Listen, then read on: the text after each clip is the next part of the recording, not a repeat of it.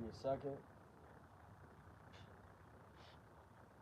Alright, first and foremost, I'm going to give all praise, honor, and glory to Yahweh, Ba'ashem, Yahushai, Ba'ashem, Rakak, and double honors to the elder bishops and apostles of Great Millstone that taught me this truth. Today's camp, wanted to go over the basics. I wanted to touch on Deuteronomy chapter 28 and verse 68, going into how the transatlantic slavery, right, the transatlantic slave trade, that was all prophesied in the scriptures, okay?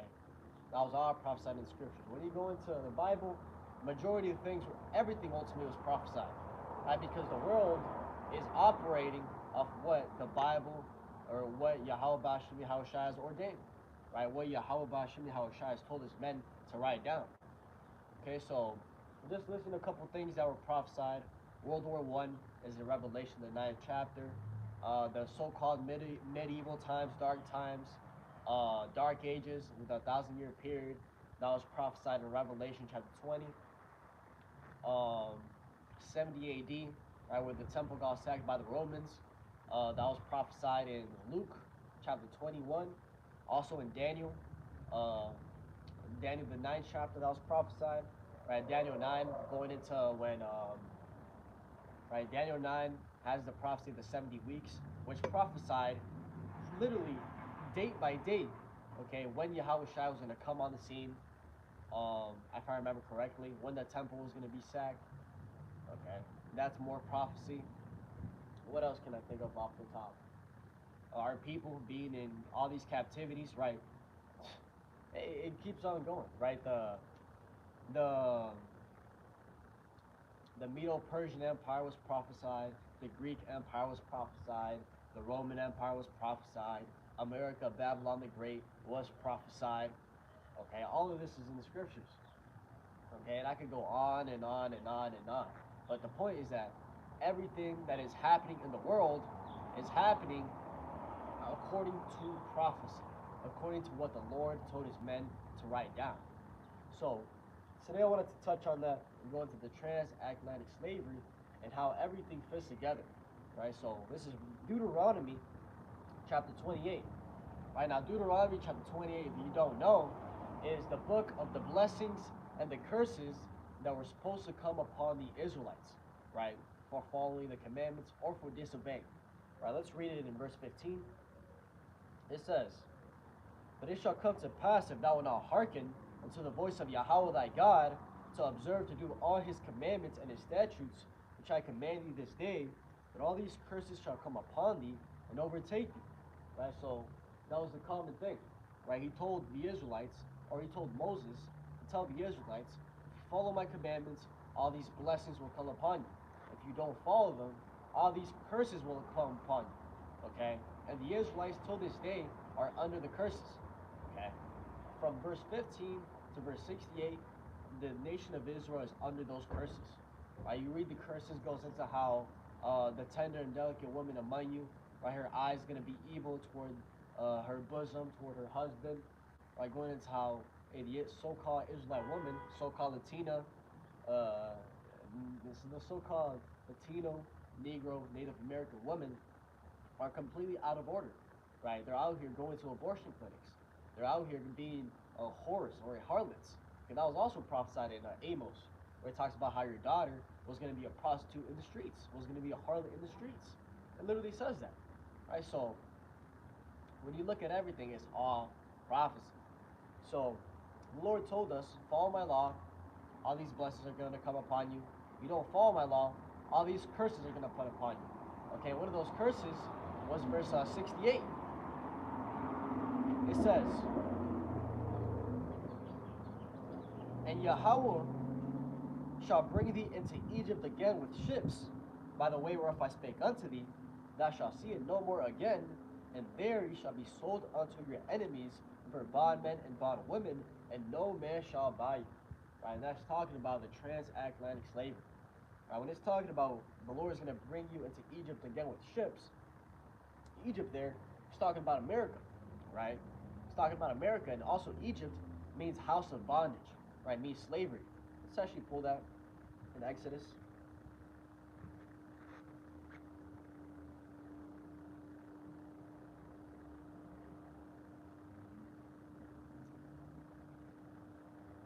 Right. Exodus chapter 20 verse 2, it says, I am the Lord thy God, which have brought thee out of the land of Egypt, out of the house of bondage. Right? So Egypt is symbolic for slavery, right? For being in bondage, in captivity. And that's exactly what our people suffered here in America. Okay, hardcore captivity. Let's go back to Deuteronomy 28. And Yahweh shall bring thee into Egypt again with ships.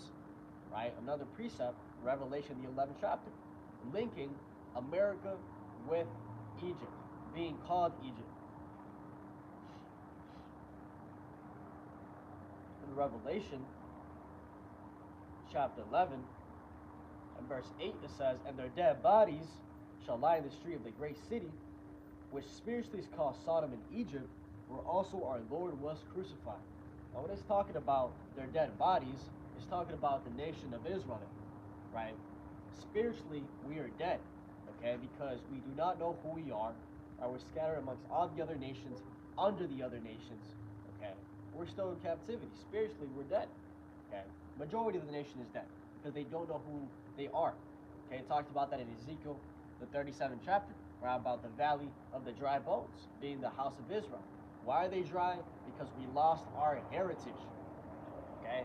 Also in that same chapter, it talks about how, hey, after a certain period of time, right, those Israelites, okay, those dry bones were going to receive the spirit of truth, and they're going to stand upon their feet. Like I was saying, Israelites are waking up out of all four corners of the earth, out of all nations, to who they really are, okay, to their true nationality. So, Revelation 11 verse 8, dead bodies is talking about Jacob not knowing who they are here in America. And also, Babylon the Great is talking about America. It says, and their dead bodies shall lie in the street of the great city, which spiritually is called Sodom and Egypt. So that's another point, is that Babylon the Great, aka America, spiritually is called Sodom and Egypt. Right? The reason is because America does the same type of things. Right? You look at what Sodom, Gomorrah, and those neighboring cities did. Right? What were they into? They were into homosexuality. They were into pedophilia and all those types of wicked acts, abominations. Okay, and here it is. It's the same thing, right? But on a greater extent, on a greater scale. Now, when it's talking about spiritually called Egypt, right? You look on the back of your dollar. There's a reason you have an Egyptian pyramid. You go to Washington D.C. You have a Washington Monument, which is nothing but an Egyptian obelisk, right? So the symbolism to Egypt in America, right? You could go down the list. Right? That's why it's spiritually called Egypt. It says, where also our Lord was crucified. Right? Now, when it's talking about our Lord being crucified, right, the Lord wasn't actually crucified here in America. Right? He was crucified over there in the Holy Land. Okay, when it's talking about crucifixion, crucifixion is just nothing but an X. Right? It's going into how he was X'd out here. His whole image, right? Instead of a dark-skinned man, now they paint a white man with blue eyes and blonde hair, right? Which that's not his actually what he looked like. What else? His doctrine, right? His way of living is completely irrelevant here. Okay, they tell you that you can do whatever you want. Okay, you don't have to follow the commandments. Right? When he was on the scene, he was preaching contrary to that. Like he was telling you, nah, there's a certain way you need to live. Stop sinning. Be righteous. Okay, but hey, that's completely done away with here. We live in a wicked and debaucherous society. So let's keep going. So it says, and their dead bodies shall lie in the street of the great city, which spiritually is called Sodom and Egypt, where also our Lord was crucified. Right? His image was X'd out here. He was crucified spiritually. Right? His image was crucified, X'd out. So I wanted to get all that to prove the point that America and Babylon the Great is spiritually called Egypt. So going back to Deuteronomy chapter 28, verse 68, it says, and the Lord Yahweh shall bring thee into Egypt again with ships, talking about America, talking about transatlantic slavery. By the way whereof I spake unto thee, thou shalt see it no more again, talking about the Holy Land. And there ye shall be sold unto your enemies for bondmen and bondwomen, and no man shall buy you. Okay? Now, when you're reading this, this is pretty much like the Old English. Okay? The interpretation of not being bought here, right? Because I remember when I first came to the truth, understanding these scriptures, I remember I read this, and he had some Christians talking about how, oh, see, that can't be talking about transatlantic slavery because you were sold and people also bought you, right? So that doesn't link up. That the understanding of that word bought or buy in this context is just it's not in the right context. Right? When it's talking about no man shall buy you, it's going into, for example, right? If I'm in a condition, if I'm in a bad situation, right? Someone might say, who's gonna buy you out of that situation? When it's a who's gonna save you, who's gonna redeem you, right? And that's the context, right? We're gonna be sold unto our enemies, and nobody was gonna save us out of this captivity, out of this hell, till Yahweh Shai comes back. Until Yahweh Shai comes back. He's the only one that's going to do it. No man is going to be able to save us out of these curses, out of this condition, but Yahweh Shai. That's what it's talking about. So one more time, and Yahweh shall bring thee into Egypt again with ships. Right, that's a key point. The ships. Okay, but the ships were a key part of that captivity was those ships, man. You go into the history of what was happening to our people. Okay, how those Negroes were in those ships like sardines. Okay, no space, no nothing, and no space, no nothing. Okay, all types of infirmities, pestilences being thrown off the ship. Right, if there's no space. Okay, if they needed food. Okay, it was all types of things happening. That's the reason the ships are mentioned.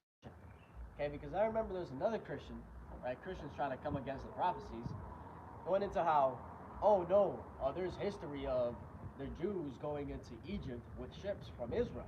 But if you were to look at Israel and where Egypt is at, it would not be, it would be inconvenient to go on a ship from coastline to coastline, right?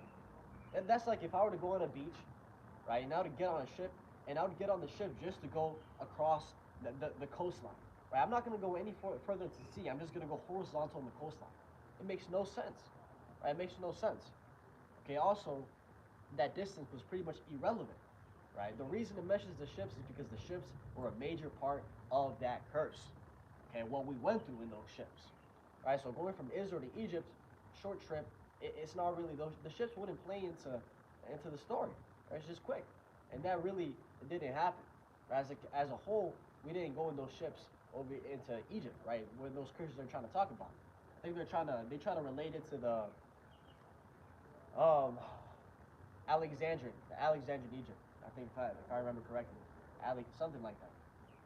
Also, another point about going into Egypt, right? Another contradiction is oh, I slipped my mind, man. I was talking about, oh yeah, during that time, right? There was something called the King's Highway, right? Which that's how those Jews would have got into Egypt, right? If they were sold, was the King's Highway. Search it up. That was the major trade route in the East. Was the King's Highway, okay? And that makes more sense than anything. And that's actually how it happened. Okay, if we were slaves, we were brought into Egypt, it would be via the King's Highway. Okay, so already nullifying the contradiction they're trying to come with. So going back, it says, and Yahweh shall bring thee into Egypt again with ships, by the way whereof I spake unto thee, thou shalt see it no more again. And there you shall be sold unto your enemies for bondmen and bondwomen, and no man shall buy you. Okay, that's exactly what happened. Okay, it was prophesied that actually Yahweh Shai prophesied about it. Like I said, in Luke 21, right? It was prophesied that we're going to be in the Holy Land. Okay, let's actually let's get the context of how we even got into Africa first, or the so-called Negro, the Israelites as a collective, or not the Israelites as a collective. I'm talking about the Southern Kingdom, right? Judah, Benjamin, and Levi, because during that time over there in the Greek captivity, Roman captivity, the Israelites that were over there in the east was the Southern Kingdom, right? It wasn't all 12 tribes, right? The Northern Kingdom came over here to the Americas, and the Assyrian, it talks about it in 1 Kings 17, and 2nd Ezra 13, how they're in the Assyrian captivity, and for the Assyrian captivity, they gathered themselves and came over here to the Americas, right? That's the so-called lost tribes, is the so-called Latinos and Native Americans. Now, during that time, the Greek and Roman Empire, you had the so-called Negroes, which are the true Jews, right, which were over there, right? And what happened is that during 70 AD, when the Romans attacked Jerusalem, those Jews or Negroes went into Africa, and from Africa they were sold by a different type of so-called black people, which are the Hamites. Right, the so-called Africans over there in Africa are completely different to the so-called black people here in America. Right, two different lineages. Okay, the ones over there in Africa go back to Ham, okay, son of Noah, and the ones here in America go back to Shem.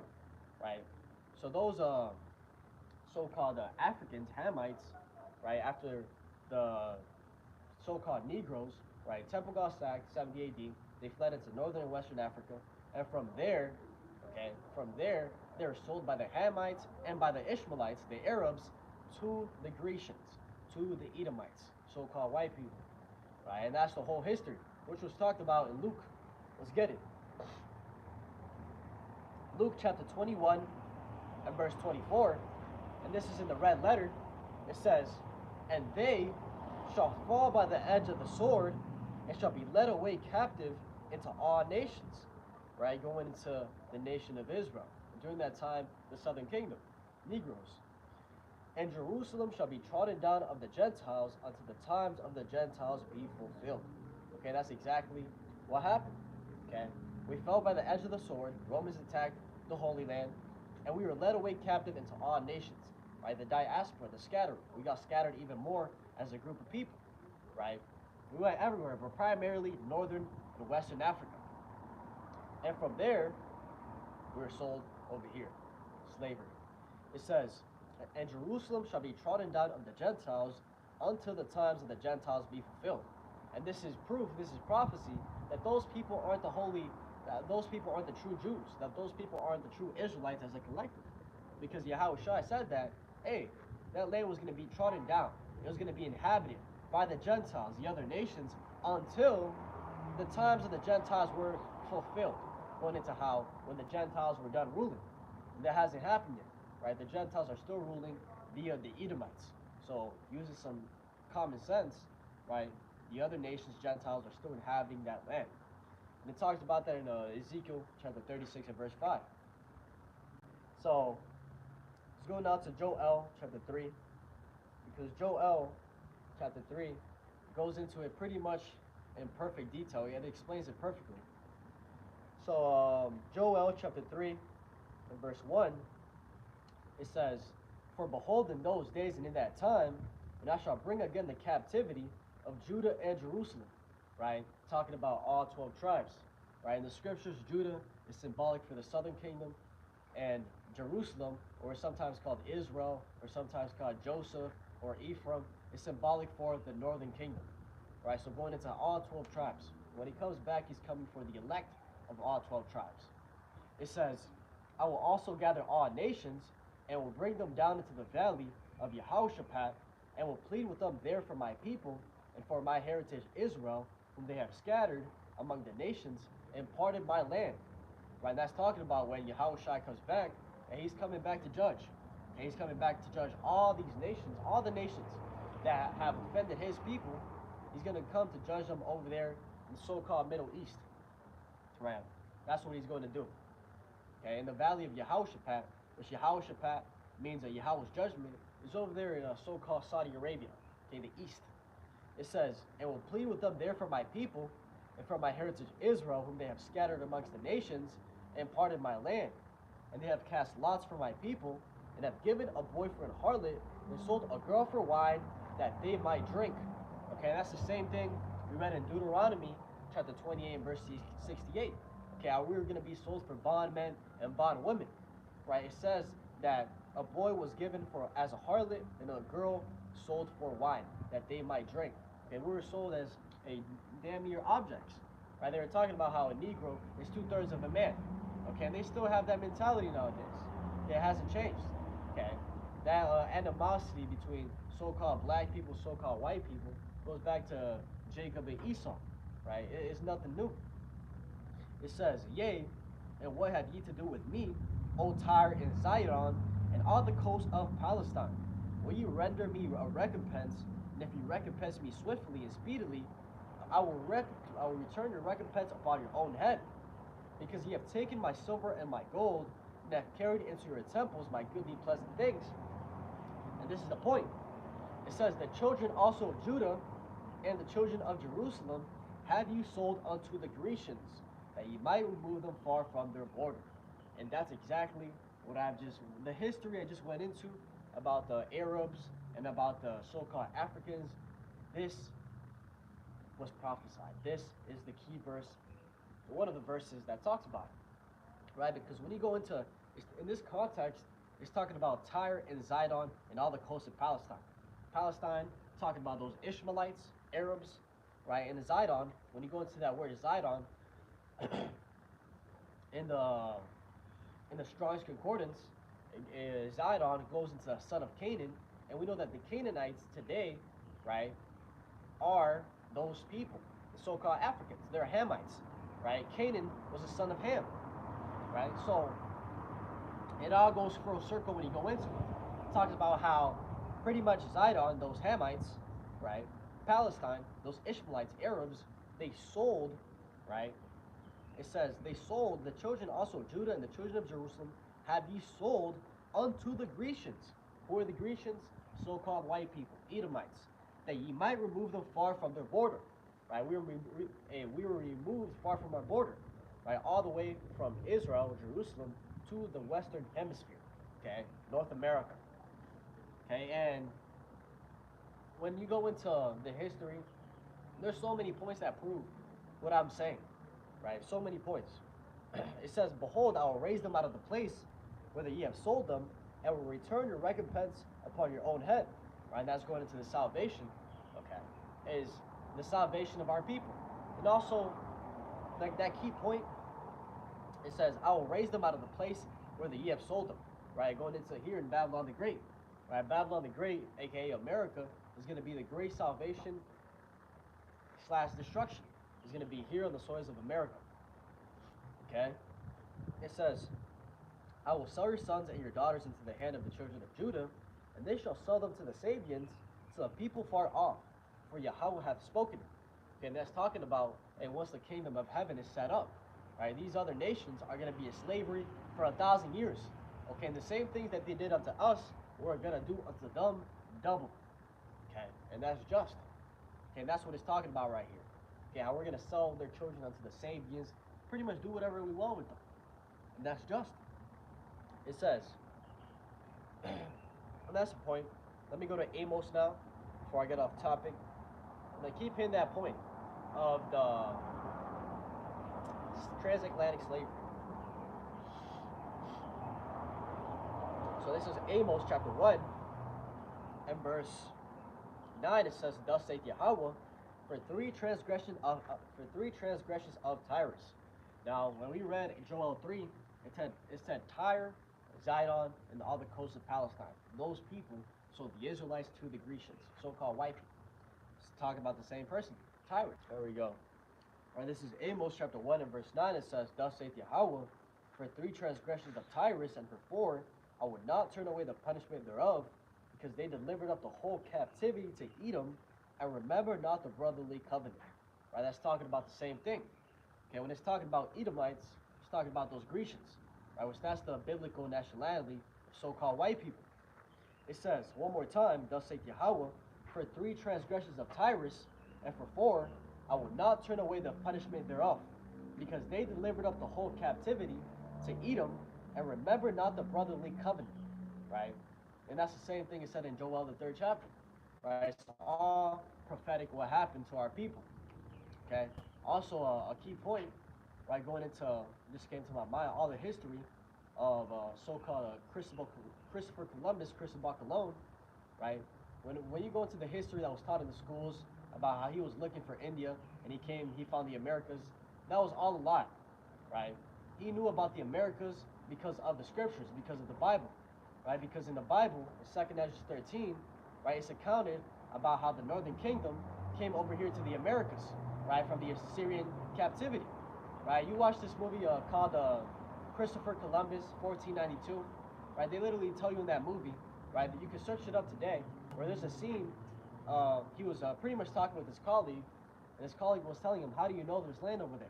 And he said, oh, because of Esdras, right, because of this guy and the other guy, right? And the guy said, but isn't Esdras a Jew? He said, still, right? His records are on point. So when you go into it, right, these are people, these Hollywood movies directors, they know, right? They put it right in front of you, right? Chris Buck alone knew about the Americas because of the scriptures, right? Everything is documented. Okay, and they know that so-called Latinos and so-called Latinos, Native Americans are the true Hebrew Israelites, the so-called lost tribes. They know that. Okay, it's nothing new. So let's go to since I'm hitting that point, might as well go to it.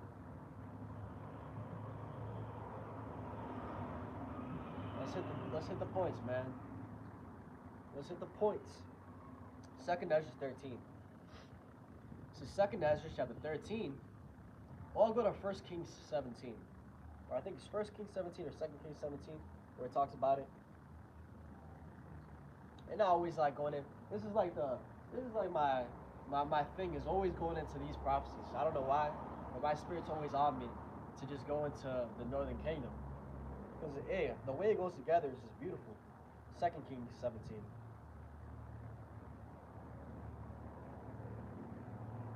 Right.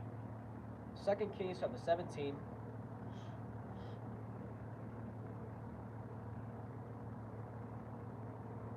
It says, in the 12th year of Ahaz, king of Judah, began Hoshea the son of Elah to reign in Samaria over Israel 9 years. And he did that which was evil in the sight of Yahweh, but not as the kings of Israel that were before him. Against him, this is a key point, against him came Shalmaneser, king of Assyria, and Hoshea became his servant and gave him presents. Okay, so that's the point I wanted to touch, is that it's talking about the same king, right? Shalmaneser, king of Assyria. And if you jump down to right, when you go into it, it goes into how we went into that captivity. Let me find where it says it specifically. Give me a second. Yeah, not like Right, verse 23. It says, until Yahweh removes Israel out of his sight, and as he has said by all his servants the prophets, so Israel was carried away out of their own land to Assyria unto this day. Right, that's the history. Right, so going now to 2nd Ezra 13, right, that was the context of what it was talking about.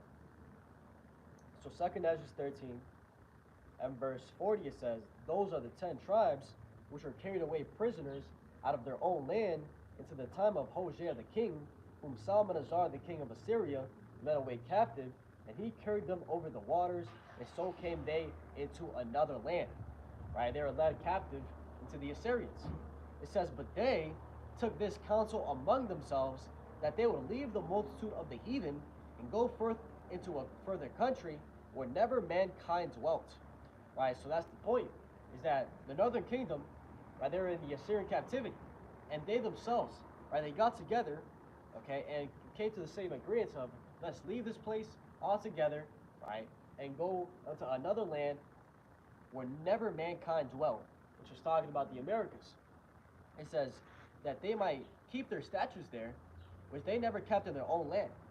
Okay, and ultimately, when you go into the history, the reason that they knew that this land existed was because Solomon, okay, every 3 years, he would send a navy to come to the Americas and gather goods and resources, okay, Turkey, right? That's a key point. We know it was talking about America, because he would come over here to bring, it says in the scriptures, peacocks, which when you go into it, it's talking about the turkey, okay? So let's actually pull that information, because that's how they knew, that's how they even knew about this stuff. Because Solomon, he had the blueprints, he had the knowledge, he had the maps. So let's find that. I'm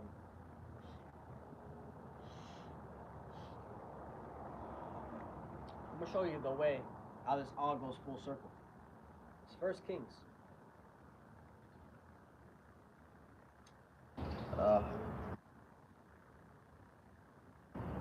Right. First Kings chapter 10 and verse 21, it says, and all King Solomon's drinking vessels were of gold, and all the vessels of the house of the forest of Lebanon were of pure gold.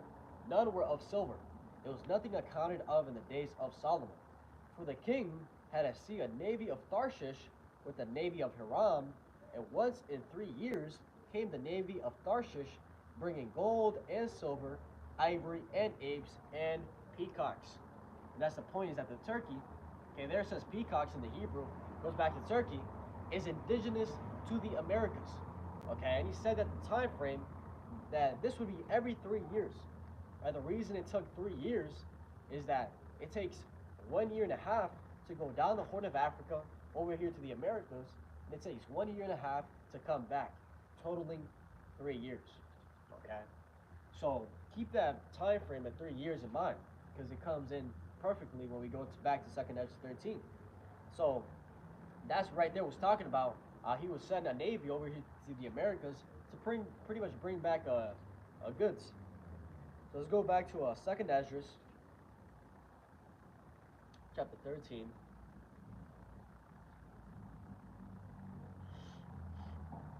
So 2nd Ezra chapter 13.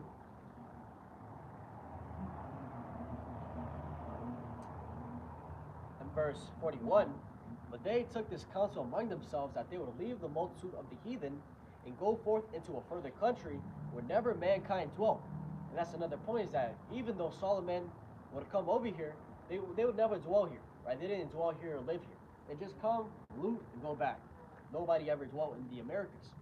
It says that they might there keep their statutes, which they never kept in their own land, and they entered into Euphrates by the narrow places of the river, for the Most High then showed signs for them, and had still the flood till they were passed over. For through that country there is a great way to go, namely of 1.5 years, and the same region is called Arsaran. And that's the point. Okay, that's the key indication, is that through that country there is a great way to go, namely of 1.5 years, right? 1.5 years. What do we read in 1 Kings 10? Okay, every 3 years they had that trip. Why was it 3 years? Because it took 1.5 years to go down the Horn of Africa over here. Okay, and that's exactly what the Northern Kingdom did. It took them 1.5 years, as we read, okay, to go to that same region called Arsaran, down the Horn of Africa, sailing west. So it all comes together when you read it. Okay, when you go into the accounts, the historical accounts, what they have found here in the Americas, it makes even more sense. Right, going to search up the Back Creek stone, right, which is the stone they found here in the Americas with Hebrew writing, the Paleo-Hebrew writing. Explain that. Can't explain it. Right, also you had writers, okay, you had people who studied, right, a man called James Adair. Okay, James Adair, he studied the so-called natives, okay, the people here, and he found that, hold up, right? Like I was saying, James Adair, he studied the Native Americans, and he found that, hold up, why is it that these people, when they pray and when they do other rituals, why is it that they call upon Yohiwa and Yohiwa Shai? And why is that? Okay, why do they call upon Yohiwa and Yohiwa Shai? And he even found the correlation. He said, yep, it goes very closely to the tetragrammaton of the name of the Lord, YHWH. Okay, and ultimately, my son brothers, because when you go into the name is not Yohiwa, it's Yahweh, and the son's name is Yahweh Shai, not Yohiwa Shai. Okay, so there's two things to suspect with why they were saying that. First is they either the language got corrupted through generation, right? The Hebrew got corrupted and they're just broken. They were speaking a broken Hebrew. Okay, calling upon the name of the Lord. Or second, right? That was actually put in there specifically, right? The name of the Lord in that book was actually changed to Yohiwa and Yohiwa Shai to just hide it. Okay, so it's either one or the other, right? But the point is that that's too much information and too much evidence to link the Israelites to the so-called Native Americans and Latinos, right? Too much evidence, okay? And it's undeniable, and that's who we are. So you have information like that. You have over there in Los Lunas, Mexico. I think it's like that. Los Lunas, Mexico. You have the Los Lunas Decalogue stone, which they found a stone, right, with the 10 Commandments in the Paleo Hebrew in Mexico. How do you explain that? You can't explain it, right? The only explanation is that those people are the Israelites, the Northern Kingdom, and that's just the truth. And there's plenty more information and plenty more authors that they knew, right? These are the people, okay? But all that information was scrubbed, it was hid, okay? Because that's what the devil does. And these Edomites, all they do is deceive, lie, okay, and just make shit up as they go. It talks about how the wicked, they are estranged from the womb, right? From the womb, they go forth speaking lies as soon as they be born. Okay, nothing new. So, it says, for through that country there is a great way to go, namely of a year and a half, and the same region is called Arsarid. Then dwelt they there until the latter time, and now when they shall begin to come, right, going into how, hey, coming back into the truth, right, we awakening. That's what's happening right now. Okay, all 12 tribes throughout the entire earth are we awakening to who they are. The elect are awakening and coming back to the commandments. Okay, that's a key point, because only the elect are going to get it. Okay, let's actually go into that. Zechariah. Actually, before I go into it, I want to hit a point in Jeremiah 50, proving that so-called Latinos, Native Americans are the Israelites, and that, right, yeah, it proves it all together. Let me go into it.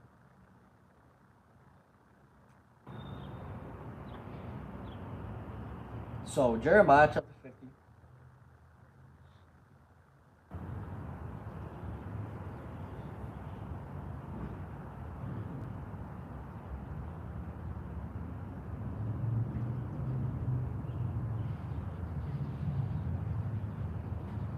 Right. This is Jeremiah chapter 50, and then in Jeremiah chapter 50 and verse 33. And what it's talking about here, this whole chapter is talking about Babylon. Okay, and this is talking about America when you go into the context. Right? The reason you know that is because it's talking about how Babylon is going to be destroyed forever. It's going to be a desolate wilderness that nobody's going to ever inhabit again. When you go into the historical accounts of ancient Babylon is still around and it's still being inhabited. And the way it fell wasn't by fire, okay, or some type of nuclear destruction. Okay, it pretty much fell overnight. You can read that in Daniel the 5th chapter, where it talks about how Darius the Mede, okay, overtook it overnight pretty much. It didn't fall the way it's described here.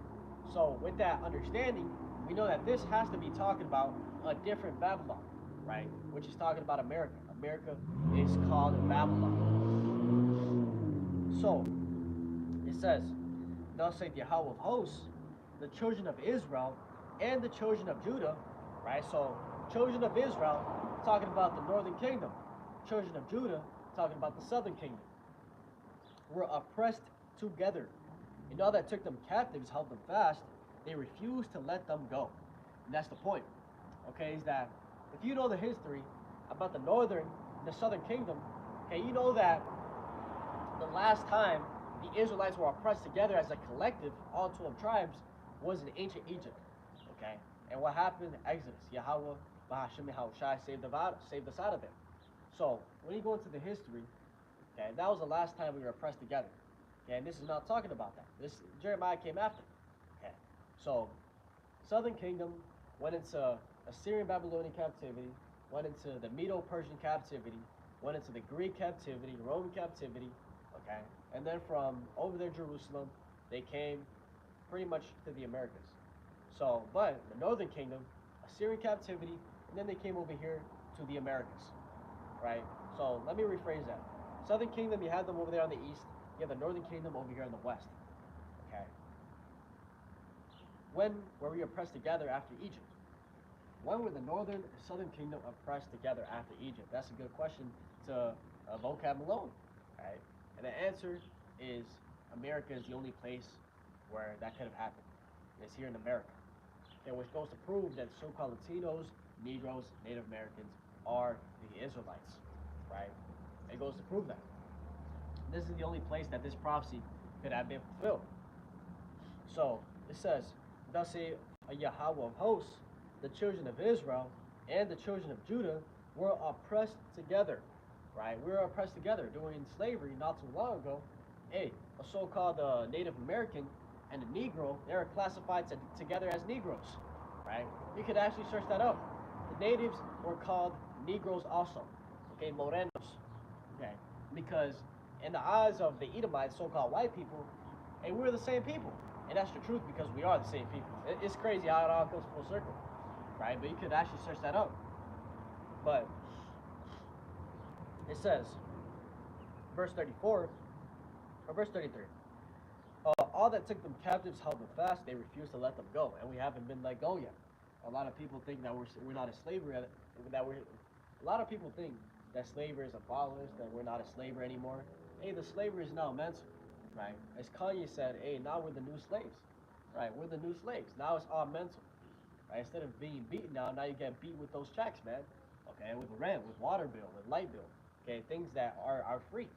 And here it is, this devil so wicked that we gotta pay a water bill. Yeah, how wicked is that? But it says, verse 34, the Redeemer is strong, Yahweh, or the Lord of hosts is his name. He shall thoroughly plead their cause, that he may give rest to the land and disquiet the inhabitants of Babylon. Okay, and that's talking about Yahushua coming back, which hasn't happened yet. Okay, Yahweh Ba'Hashem Yahushua, and he's coming back to judge these nations for what they have done unto his people. Let's actually read that.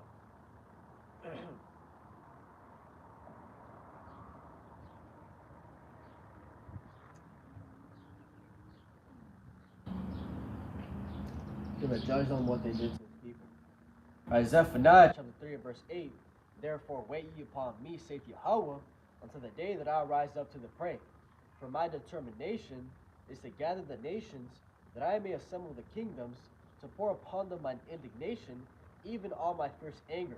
For all the earth shall be devoured with the fire of my jealousy. Well, that's what the Lord is coming back to do, is he's coming back to judge all these heathens, all these Gentiles, for what they have done to his people. Okay? For what they have done to his people. Okay, and he's not going to play when he does it. Okay, it says that it is a fearful thing to fall into the hands of the living power. Okay, and it also says that the judgment is going to begin at the house of God. Right? Judgment is going to begin at those that know what's going on. It says that the servant that knew his Lord's will and did not do it is going to be beaten with many stripes. Right? But the servant that didn't know his Lord's will and will still do the wicked is going to be beaten with less stripes. Going into how, hey, to whom much is given, much is required. If you know what's going on and you still don't do it, hey, you ain't got no remission of sins. Right? It says that hey, if you sin willfully after receiving the truth, right, there is no remission of sins. You can't repent for that. So all these Christians, Catholics out here, these wicked ass Israelites that are telling you you don't have to follow the commandments, they're sinning willfully. Okay, and the Lord is not going to pay that tab. Okay, you are going to pay that tab with your own life. Okay, so, right, this is Zechariah chapter 13, and verse 8 it says, and it shall come to pass that in all the land, saith Yahweh, 2 parts therein shall be cut off and die, but the third shall be left therein. Going into how 2/3 of the nation of Israel are going to be destroyed, but 1/3 is going to be left. Right? 1/3 is going to be saved. That's the remnant. That's the elect. Okay, the Lord, and he's all about predestination. Okay, a lot of people believe that we have free will. It's not true at all. Right? Free will, me making this video, me waving my hand, it's nothing but an illusion. Right? It looks like I have free will. I can do whatever I want, but it's already written that I was going to do that. Okay, that's a high-out concept. Okay, that's something that we can't understand. Okay, the Most High, his ways are above our ways. His thoughts are above our thoughts, and nobody can comprehend them. Okay, so there's no such thing as free will. Okay, the elect, those that are going to make it on this go around, it's already written in the book of life that they're going to do that. So, Zechariah chapter 13, verse 8, and it shall come to pass that in all the land, saith Yahweh, 2 parts therein shall be cut off and die, but the third shall be left therein. And I will bring the third part through the fire, and will refine them as silver is refined, and will try them as gold is tried. They shall call on my name, and I will hear them. I will say, it is my people, and they shall say, Yahweh is my God. That's the point. Only the elect are going to call upon the name of Yahweh Ba'Hashem Yahushai. Okay, and put off their wicked ways.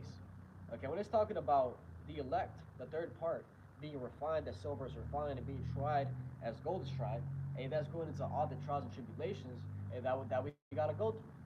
Right? Yahushua said it perfectly. Right? The servant is not greater than the master. If they have persecuted me, they shall also persecute you. Right? You have to drink of the same cup that he drank of. right? Talks about how Ezra talked about it, right? How he had a cup and he looked at it, and it was like fire, right? Going into how all the hell you're gonna catch for being a believer. Right? It says that in Sirach 2 and verse 1, right? If thou come to serve the Lord, he prepare thy soul for temptation. Things ain't gonna go your way. But all that chastisement and the trials and tribulations is ultimately to try you, to make you a better man. And only the elect are gonna really go through that. Okay? So let's go to prove that the remnants talks about it in Romans.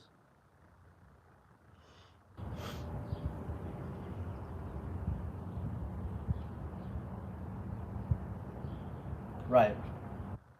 Romans chapter 9 and verse 27, it says, Esaias, just talking about Isaiah, also crieth concerning Israel, that the number of the children of Israel be as the sand of the sea, a remnant shall be saved. Right, that's going into Zechariah 13, verse 8, verse 9. Okay, the 1/3. Okay, and it's so spiritual, everything, the way everything was written, how 2/3 are going to be destroyed, them being the wicked. When you go to the numerology, okay, the decimal value of 2/3, it goes into 6.6666 repeating. The number of man, the number of the wicked. So hey, that was crazy in itself, but I remember I figured that out, where I was told. Another scripture talking about the elect.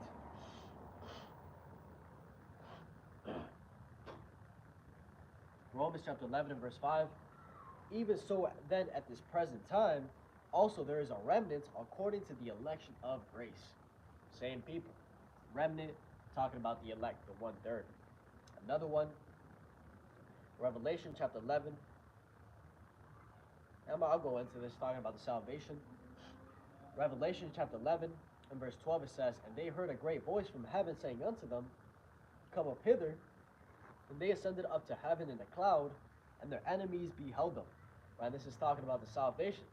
Right, the salvation, when it's talking about the elect, right, when it's talking about they, it's talking about the elect.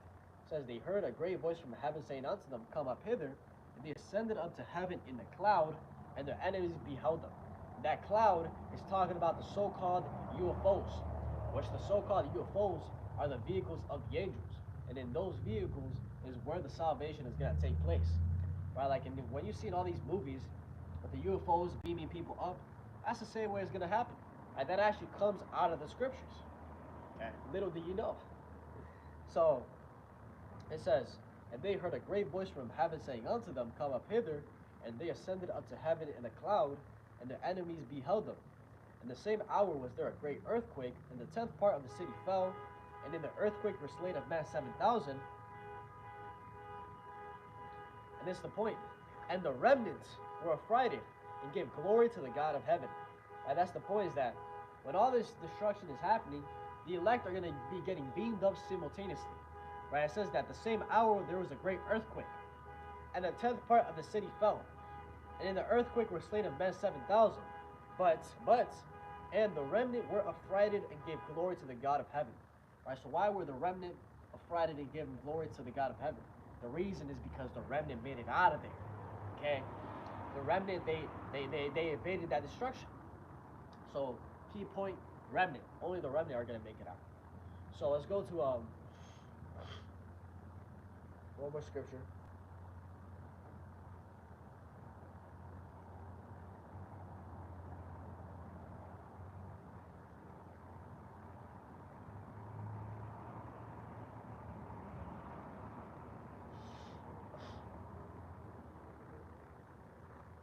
Two scriptures.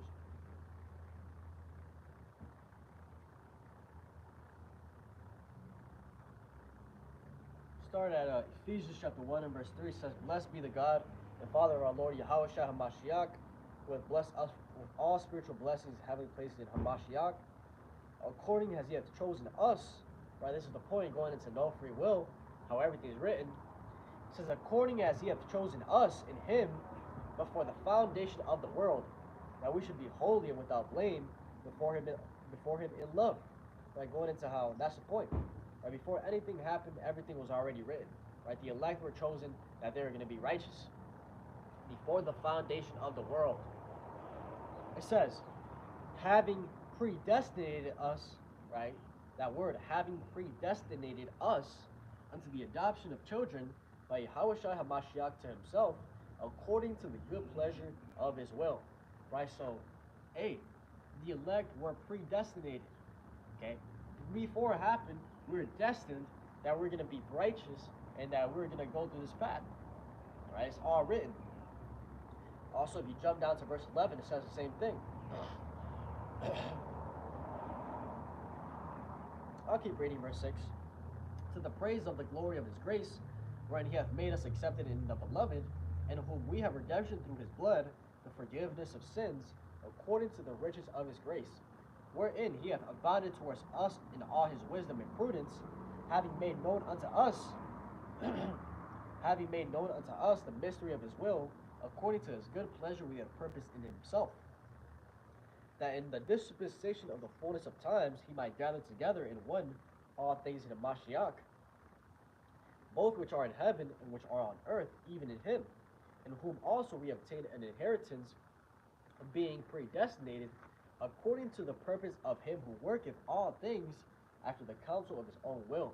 Right? So everything happens according to the will of Yahweh Ba'ashem Yahushai, and he predestinated the elect to make it. Right? It's according to his will. It says that in Romans the 9th chapter.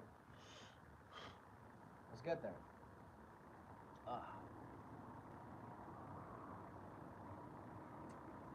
Right, Romans chapter 9, verse 10. I'll start at. There's so much fire in Romans the 9th chapter. You could do a whole 2-hour video just on Romans 9, man. But Romans chapter 9, and verse 7, I'll start at. It says, neither, I'll start at verse 6. It says, not as though the word of God hath taken none effect, for they are not all Israel which are of Israel. Right? That's going into what I've been talking about. They are not all Israel which are of Israel. Okay, just because you're an Israelite doesn't mean that you're going to make it. Okay, it doesn't mean that you're going to be walking in the fashion of an Israelite. Okay? They are not all Israel which are of Israel. Half, 2/3 of these niggas ain't going to make it. It says, neither because they are the seed of Abraham are they all children, but in Isaac shall thy seed be called. Right? Just because you're a son of Abraham doesn't mean that you're going to make it, that you're part of the covenant, right? Because the covenant fell upon Abraham, Isaac, and then Jacob, not upon Abraham and then Ishmael, okay? That's not how it happened, okay? Hey, it was told to Abraham that Ishmael, he was going to be a great nation, right? A wonderful people. But the covenant was going to be with Isaac and Jacob, not Ishmael. It says, but in Isaac shall thy seed be called. That is, they which are the children of the flesh, these are not the children of God. But the children of the promise are counted for the seed, right? The Israelites. For this is the word of promise. At this time will I come, and Sarah shall have a son. And not only this, but when Rebekah also had conceived by one, even by our father Isaac, for the children being not yet born. And this is the key point going into how we have no free will. The Lord done it all. For the children being not yet born, neither having done any good or evil, that the purpose of God according to election might stand, not of works, but of him that calleth. Right, so this is talking about Jacob and Esau. Right, before they were even born, it was already written who was going to be righteous, who was going to be wicked, who was going to be the covenant, who was going to be ruled by the sword. Right, it was all already written. It says, it was said unto her, the elder shall serve the younger, as it is written, Jacob have I loved, but Esau have I hated. Right? So, hey, the Lord said it. Right? I love a group of people. There's a group of people I hate, which are the Edomites, which today are so-called white people. Okay, as a collective. It says, what shall we say then? Is there unrighteousness with God? God forbid. And this is a scripture. Right? Because you'll tell somebody, yeah, the Most High hates. They'll say, that's not right. You read them this scripture. You tell them, what shall we say then? Is there unrighteousness with God? God forbid. Okay, the Lord is not unrighteous. Okay, he does everything in a perfect balance.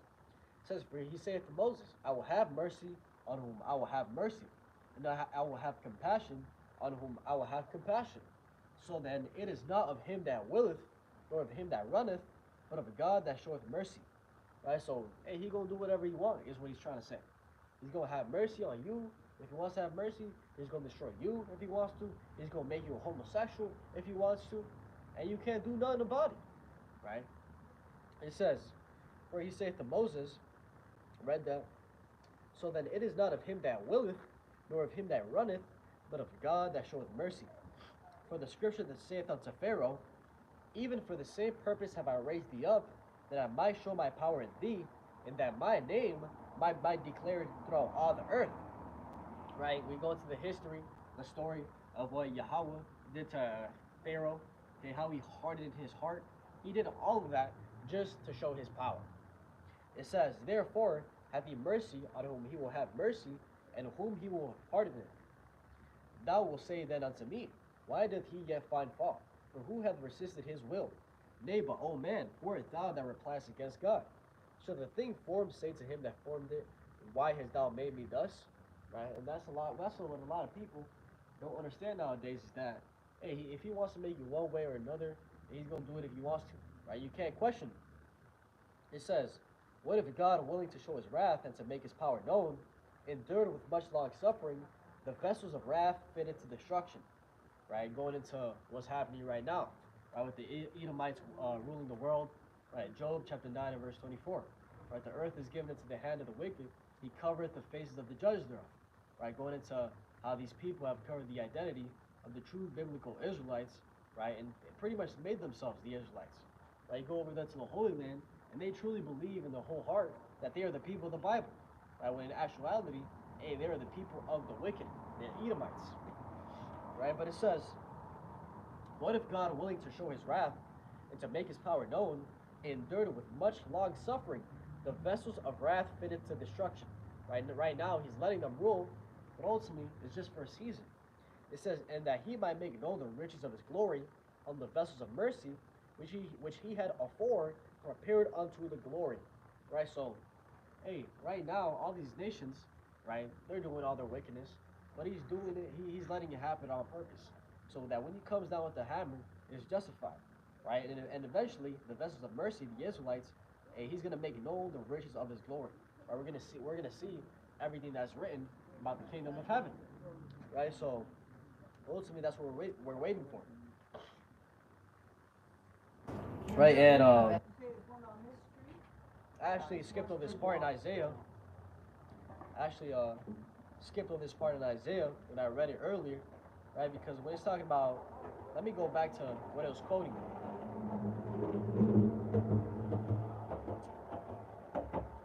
Right? Because I read Isaiah, or Romans chapter 9 and verse 27, where it says, Isaiah also cried concerning Israel, though the number of the children of Israel be as the sand of the sea, a remnant shall be saved. But when you jump up, I'll touch on this a little bit. Right, when you jump up in verse 25 in Romans 9, it says, as he said also in Hosea, I will call them my people, which are not my people, and her beloved, which was not my beloved. And it shall come to pass that in the place where it was said unto them, ye are not my people, there shall they be called the children of the living God. Okay, that's what's happening right now. That's what's happening right now. In the place where they were not called my people, there shall they be called the children of the living God, which is happening right now. Right? Hey, right now we're called Latinos, Negroes, Native Americans, Spics, wetbacks, niggers, niggas, right? All types of proverbs and bywords, but our true names, right? And this is where this is happening. Instead of being called that, now we're being called Hebrew Israelites, right? Because we're coming back to our identity. Okay, this was all prophecy in Hosea. Now let's pull that.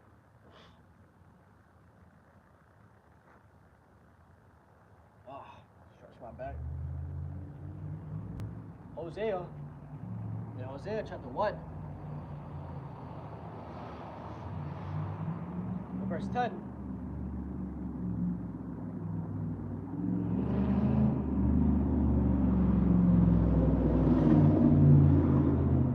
It says,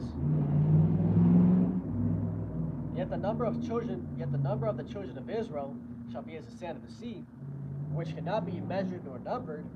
And it shall come to pass that in the place where it was said unto them, ye are not my people, There it shall be said unto them, you are the sons of the living God.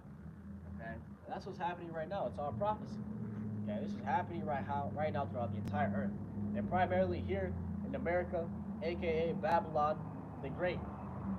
It says, then shall the children of Judah and the children of Israel be gathered together, and appoint themselves one head, and they shall come up out of the land, for great shall be the day of Jezreel.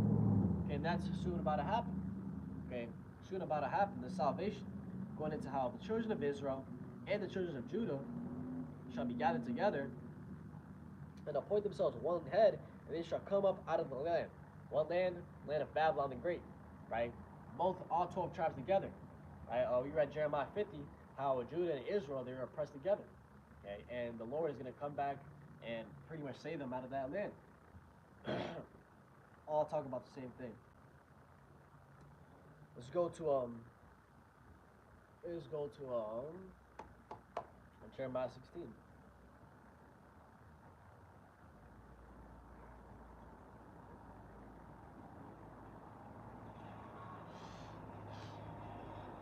So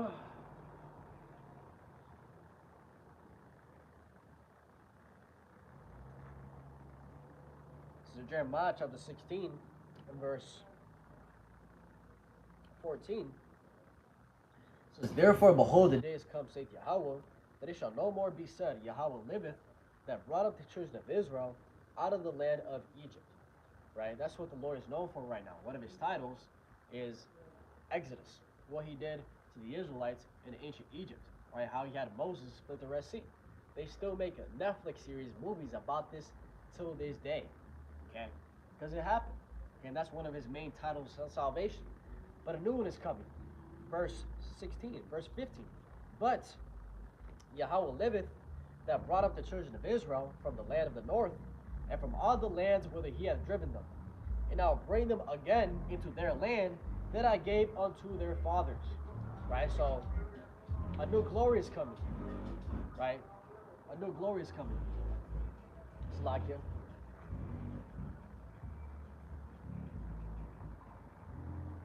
A new glory is coming. Instead of the Lord saving the Israelites out of Egypt, it says, but Yahweh liveth, that brought the children of Israel from the land of the north, talking about North America, Babylon the Great. Here is going to be the main salvation / destruction.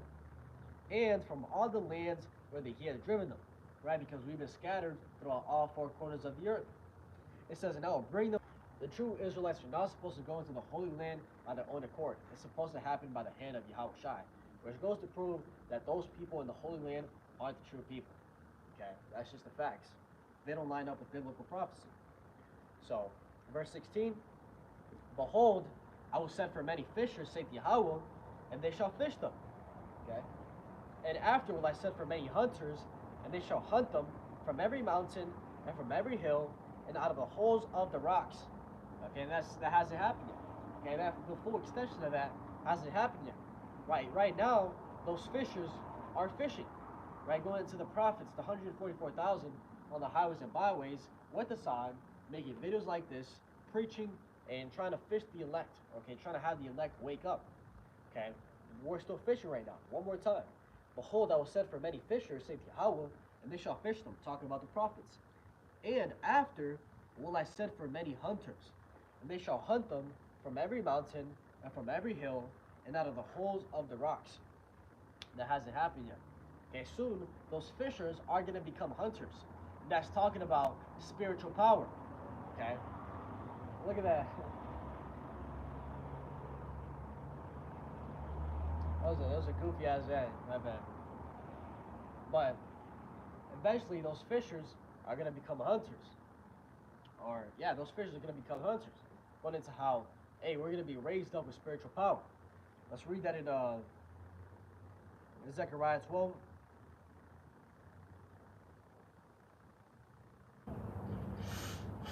Zechariah chapter 12 and verse 8, it says, in that day shall Yahweh defend the inhabitants of Jerusalem.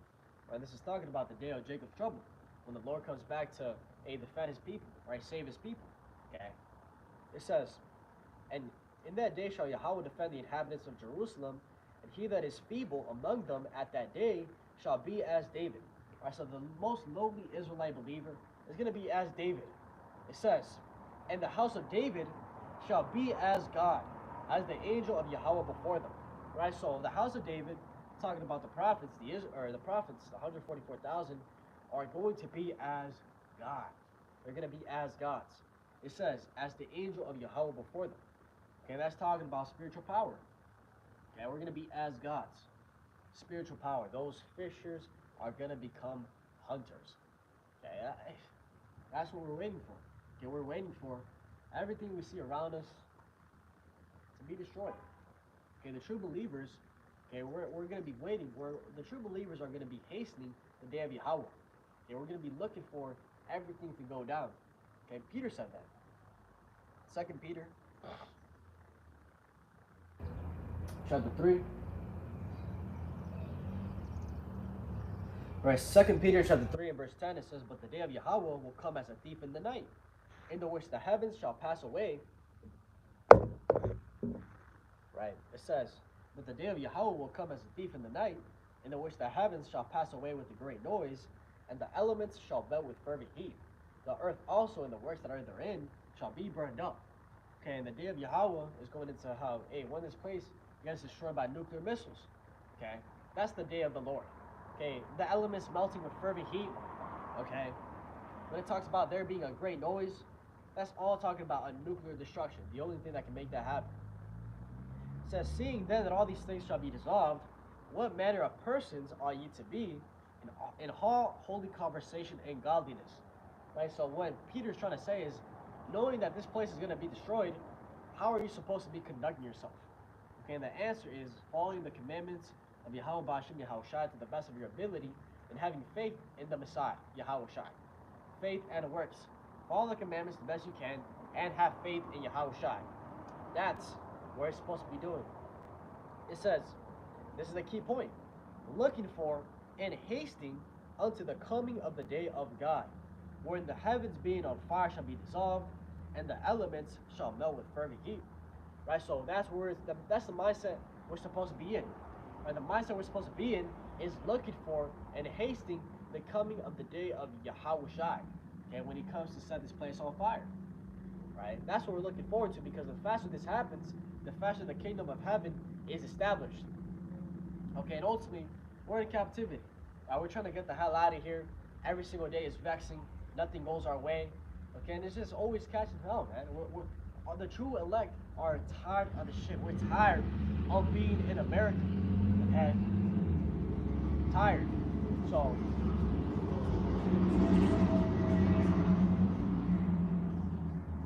that's what we're looking forward to. Okay? Slowly but surely, the prophecies are coming to pass. Slowly but surely, the prophecies are coming to pass. Right now, we're at the point in time, we're at a point in stage where everything is set up, right? All we're waiting for right now is really some type of terrorist attack, some type of terrorist attack, some type of economic collapse, some EMP attack, some big event to start the landslide of all the other events, right? Because the digital system is already in place. I think it was last summer, you had the Fed was rolling out something called the Fed Now, which was the digital infrastructure for pretty much like a digital dollar. And they had that in last summer. They ran trials, so that's already set up. Okay, slowly but surely, we're going into the government's having people, right, gradually go into the hand, like Amazon One, okay, palm payment, that's gradualism. Okay, but everything's already set up for a digital system. We just need the pathway to the digital system, right? We need this dollar to collapse in order for them to bring in a new one. And how are they going to do that? The Hegelian dialect, how they always do it. Order out of chaos. They bring in the chaos deliberately to then bring in their order. It's also called the problem, reaction, solution. The elite bring in the problem, they look at how people react, and then they bring in their solution. Okay, so right now, we're waiting for the chaos. Because everything is set up. So, chip, right, society, this is what we're waiting for. The lineup. Some type of attack. economy collapses, society collapses. Also throw in there another disease, another pestilence, another 2020. Then digital dollar, right? Mark of the beast, which is the chip, becomes mandatory. Without it, you can't buy or sell. Then shortly after that, gets destroyed by nuclear missiles. That's the whole real time frame, the real prophecies of everything that's written is that order right there. So, see what else we can pull. I don't know what it is for sure, but it's worth the money I paid because the cheapest one. So what are you surveying? Huh? What are you surveying for? Survey. Is that what you're doing? I'm recording, live streaming. What? I'm live streaming right now. Oh, Yeah. okay. Have a good one. Anyways, Right, so with that, I'll just leave it there. Down to give all praise, honor, and glory to Yahweh, Ba'ashim, Hawashai, Ba'ashim, Akakadash. Double honors to the elder bishops and apostles of Great Millstone that taught me the truth. Shalom to like Shalom.